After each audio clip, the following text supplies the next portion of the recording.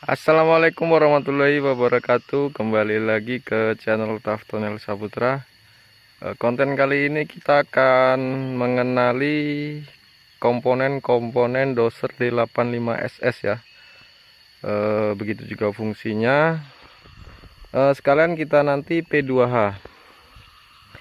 Jadi pengertian untuk doser ini ya. Doser ini digunakan dalam sebuah bangunan konstruksi untuk proses perataan tanah atau material. Bisa juga untuk menggali, mendorong, menggusur, menarik, dan menimbun berbagai material dari mulai permukaan yang keras sampai rawa-rawa ya.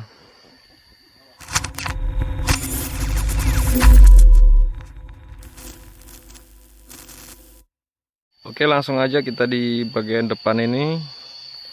Bagian depan ini blade ya. Blade ini lebarnya 4 meter. Blade ini fungsinya salah satu komponen yang memiliki fungsi untuk mendorong material. Dia terurai menjadi 3 bagian untuk bagian blade. Bagian ini adalah bagian end blade ya.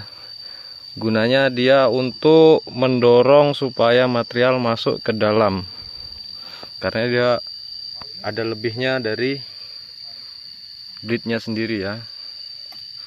Nih, dari batas ini ke ini namanya end blade. Dia ada di sebelah kanan dan sebelah kiri blade. Terus di bagian tengah-tengah ini namanya cutting ya. Ini komponen bulldozer yang merupakan bagian dari blade, memiliki fungsi meratakan permukaan tanah dengan baik ya. Memotong tanah dengan sesuai keinginan operator. Kita lanjut langsung di ini ada arm brace, dia masih manual. Gunanya arm brace ini untuk menyetel, ini ada dratnya nih, untuk menyetel kemiringan blade ya. Kemudian di bagian tengah ini ada strike frame ya, atau U-frame. Fungsinya ini salah satu komponen yang memiliki fungsi sebagai batang penyanggah blade. Dapat dibilang sebagai lengan blade atau tumpuan blade ya, yang berhubungan langsung dengan blade. Itu dia di situ. Oke. Kemudian kita lari ke silinder. Silinder ini salah satu komponen yang memiliki fungsi untuk menggerakkan blade ya. Dia meneruskan tenaga dari hidrolik, memposisikan blade-nya sesuai dengan kebutuhan. Oke, ini silindernya. Selanjutnya kita ke bagian track. Yang melingkar ini adalah track ya. Dan track ini adalah salah satu komponen bulldozer yang memiliki fungsi sebagai roda bulldozer ya. Bagian dari bulldozer yang akan berhubungan langsung dengan permukaan jalan dan diputar dengan tenaga engine agar dapat bergerak. Kita bisa uraikan di bagian trek ini menjadi 2 ya. Di bawah yang melingkar ini, nah itu ini ya, ini adalah link track. Dan kemudian yang atasnya ini adalah su ya, su track. Oke, lanjut ke bagian tengah ini, yang besar ini ya. Ini adalah main frame ataupun frame track ya. Ini komponen bulldozer yang memiliki fungsi sebagai alur carry roller ya. Ini ada carry roller, ini 2 carry roller. Di bagian bawah juga ada ya, roller.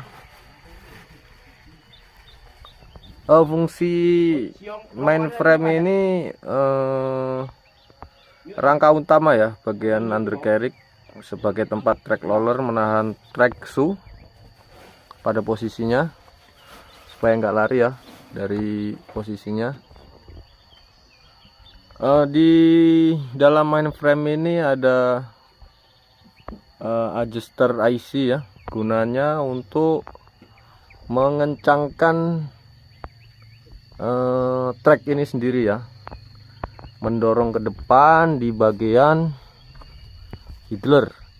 Ini namanya idler ini ya, yang bundar ini ya. Apalagi habis ini ada yang ketinggalan nggak? Oh, bagian belakang ada final drip ya, ini final drip ya. Ada sprocket juga, itu yang bergerigi-gerigi itu, bisa juga dibilang segmen. Ini fungsi final drip ataupun segmen ini memiliki fungsi yang menggerakkan track, dimana segmen yang akan meneruskan tenaga putar dari mesin ya, sesuai dengan kebutuhan. Kemudian kita lari ke bagian atas belakang. Ini ada tangki oli hidrolik ya. Kita bisa mengeceknya dari sini, apakah kebutuhan oli kita cukup ataupun kurang. Oke, untuk oli hidrolik. Kemudian di bagian ini ada oli transmisi ya. Nah, dulu kita akan mengeceknya.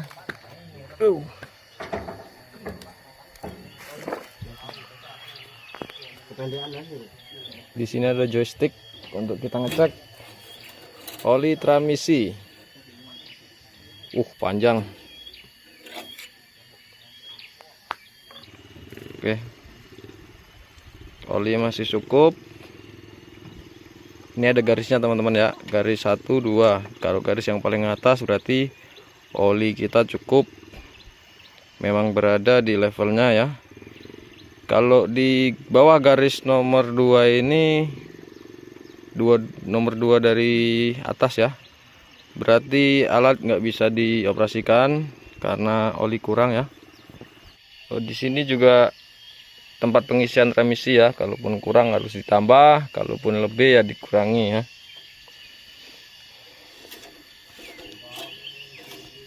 Kita tutup lagi. Kita ke depan di bagian mesin dulu. Ini ada pipa exhaust. Ini pipa exhaust ya. Dan ini adalah free cleaner. Kita buka bagian dalamnya.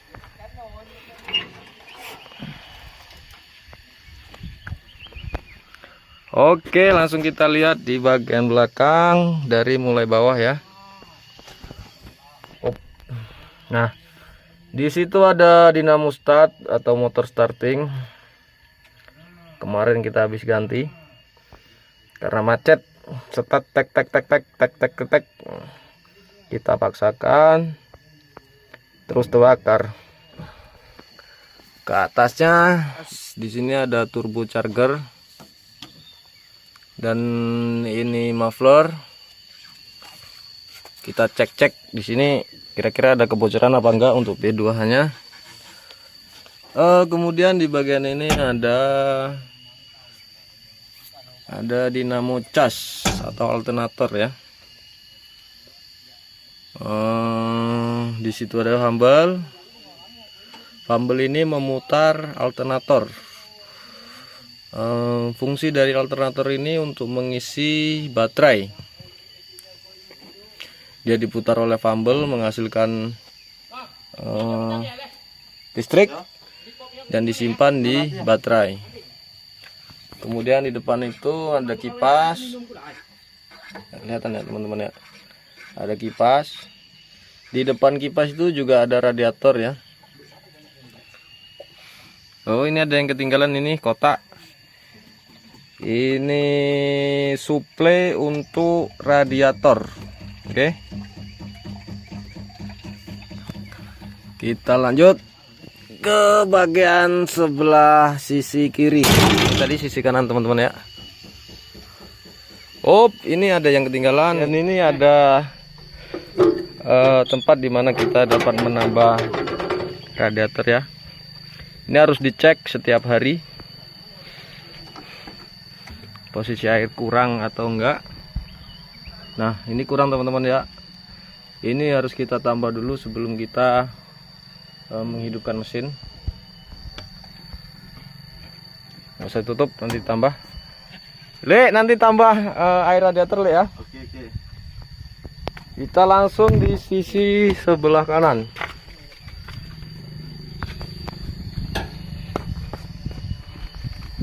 Ada lele nih. Ganti filter ya? Ayo. Di sini di bagian belakang filter ini ada oli engine ya. Filter oli engine. Terus filter di ini filter fuel ya, water separator. Kemudian ada filter juga, filter fuel baru kita ganti. Bagian depan itu ada filter untuk air radiator, oke.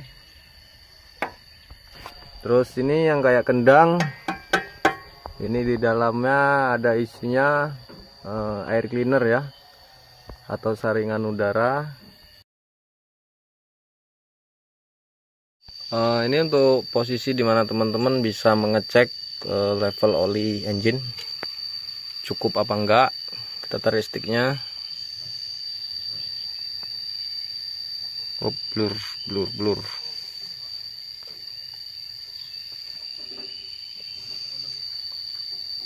Oke teman-teman, oli kita cukup ya.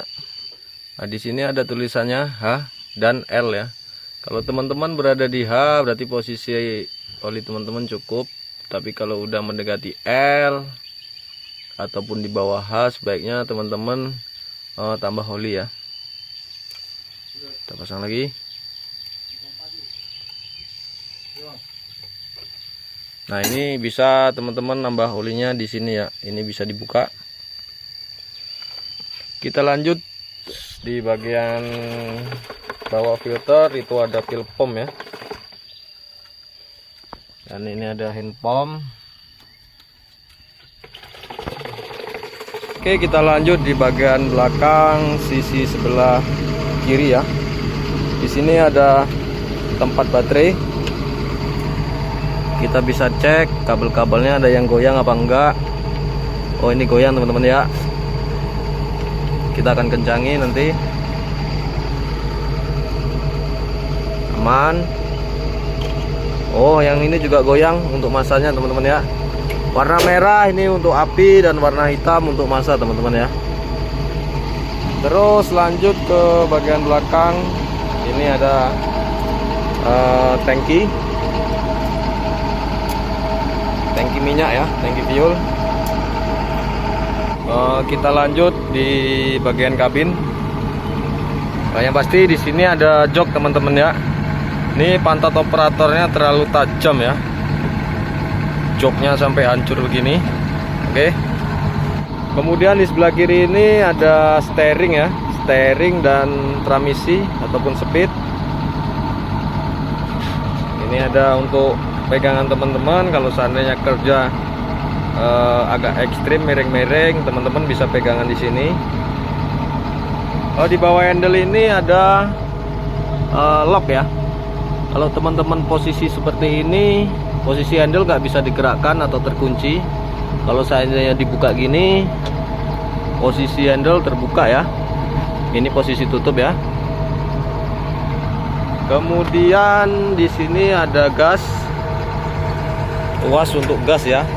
Bisa diturunkan, bisa dinaikkan. Naik ini posisi ngegas dan turun posisi pre. Di bagian kanan ini ada handle untuk menaik turunkan bleed ya, untuk bleednya. Dan di bagian bawah juga ada lock seperti di sebelah kiri tadi. Ini posisi buka dan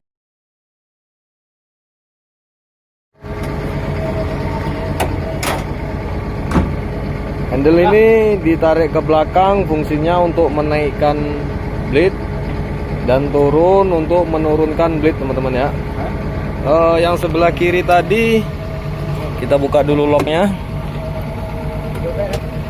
Yang sebelah kiri tadi, kalau seandainya kita mau maju, kita dorong ke depan. Dan kita mau mundur, kita tarik ke belakang ya. Posisi tengah-tengah ini pre. Dan untuk speednya, ini speed 1 ya teman-teman ya. Kita putar ke kiri habis itu speed 1, kemudian kita putar ke kanan sekali, ini speed 2, sekali lagi, aduh berat,